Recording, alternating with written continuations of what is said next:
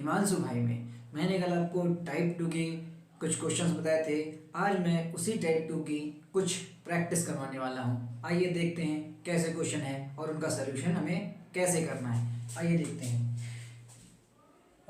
Type 2 की practice है। क्या टाइप 2 था हमारा? जब मूलधन अपने का a बटे गुण b गुना हो जाए। ठीक, ये हमारा टाइप 2 था। लेकिन इसमें हमें थोड़ा सा आपको कुछ बात बतानी होगी, क्योंकि ये क्वेश्चन थोड़ा सा बदला हुआ है। बस आप ये देख लीजिए कि क्या बदला हुआ है। इसमें ये रहेगा कि आपको भिन्न तो मिल जाएगी लेकिन समय नहीं मिल पाएगा।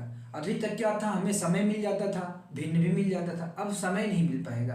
अब इसमें समय नहीं मिल पाएगा तो क्या मिलेगा? इसमें ये कहेगा कि ब्याज की प्रतिशत दर और समय एक समान हो। इसमें कहेगा कि ब्याज की जो दर है और जो समय है वो दोनों बराबर हैं। तो इन क्वेश्चनों को कैसे करना है? अब देखिए, जैसे मान लीजिए हमारे पास 10% के हिसाब से 6 साल में ब्याज लेना था, तो हम इसे क्या करते थे, इंटू करते थे, तो हमें टोटल ब्याज पता चल जाता था। उसी तरीके से हमारा परसेंट कह रहे हैं कि जितना परसेंट है उतना ही समय है। अगर हम इसको x% मान लें और इस समय भी उतना ही x ही होगा, तो बराबर में टोटल परसेंट कितना बनेगा? x इंटू एक्स क्या होता है? X square. इतना तो आप जानते ही होंगे, x into x x square होता है। अगर नहीं जानते तो ये जान लीजिए कि अगर बेस, इसे हम आधार कहते हैं, अगर आधार सेम हो तो हमें जो घात होती है वो घात जुड़ जाती है। इसके ऊपर भी एक, इसके ऊपर भी एक।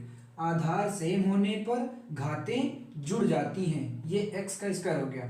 इंग्लिश में कैसे बोलेंगे कि अगर बेस सेम है तो पावर्स ऐड हो जाती हैं, तो हमारा एक्स स्क्वायर बन गया। आप समझ में आया आपको? ये एक्स स्क्वायर टोटल परसेंटेज होगा। अब देखिए क्वेश्चंस कैसे होंगे कि अब आप ये देखिए, किसी निश्चित राशि का साधारण ब्याज की उस राशि का 16/25 गुना है, तदनुसार ब्याज की प्रतिशत दर और उसका समय एक समान हो तो ब्याज की दर कितनी होगी? ब्याज की दर कितनी होगी? तो पहले आप देखिए 16/25 दिया हुआ है।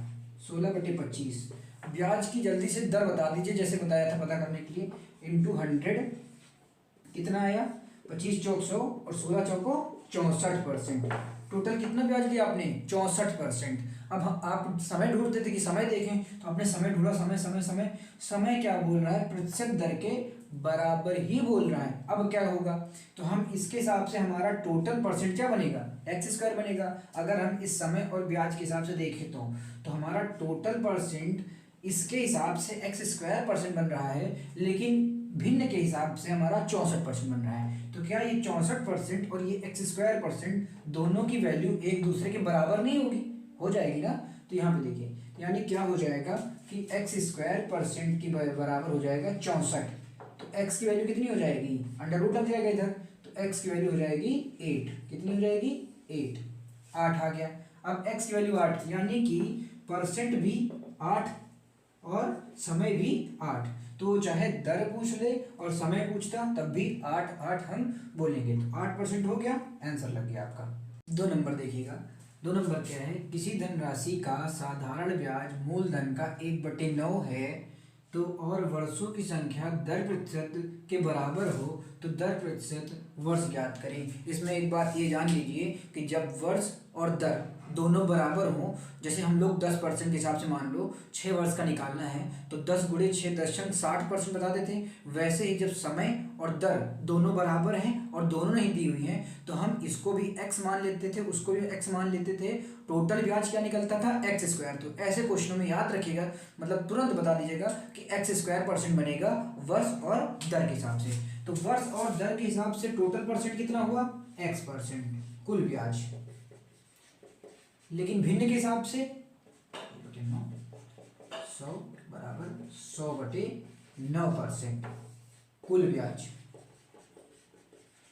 अब ऐसे दो ब्याज निकलेंगे, दोनों एक दूसरे के बराबर हैं, एक एक्स में और एक ये नंबर में, तो दोनों एक दूसरे के बराबर रख देते हैं। एक्स स्क्वायर बराबर में आ जाता है 100/9, इधर से स्क्वायर हटता है तो रूट लगता है और ये आ जाएगा 10, 100 बाहर आएगा तो, और ये आएगा तो बाहर 9, 3। इसको जब डिवाइड करके आप लिखेंगे तो 3 सही 1/3% आंसर आएगा। ये आप टेक कर दीजिएगा बस। अब देखिए 3 नंबर क्वेश्चन में देखिए क्या है कि एक धनराशि पर साधारण ब्याज उस राशि का 1/16 है, उसमें से वर्षों की संख्या वार्षिक दर की संख्या के बराबर है। फिर वही चीज, तो कुल ब्याज कितना हो जाएगा, x² कुल ब्याज। और भिन्न के हिसाब से बता दीजिए, भिन्न के हिसाब से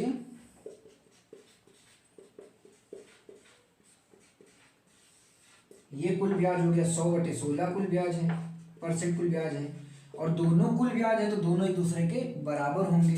तो x² बराबर में 100/16, और स्क्वायर हटता है रूट लगता है, 100 बाहर आएगा तो 10, 16 बाहर आएगा तो 4। अभी कटना चाह रहा है तो काट दो, और 2 पंचे 10, 2 दूनी 4, आगे कितना 5/2।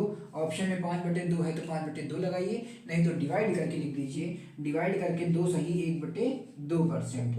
ये 2 सही 1/2% कहाँ से आया, ये 2 को 5 से डिवाइड करो, 5 को 2 से डिवाइड करो, 2 दूनी 4, 1 बच गया। तो 2 जो यहाँ आता है वो आगे लिखा जाता है, जो नीचे होता है वो ऊपर, और जो आगे होता है वो नीचे। 2 सही 1/2%। आपको समझ में आया? अगर समझ में आया हो तो लाइक, शेयर और कमेंट करना मत भूलिएगा। धन्यवाद।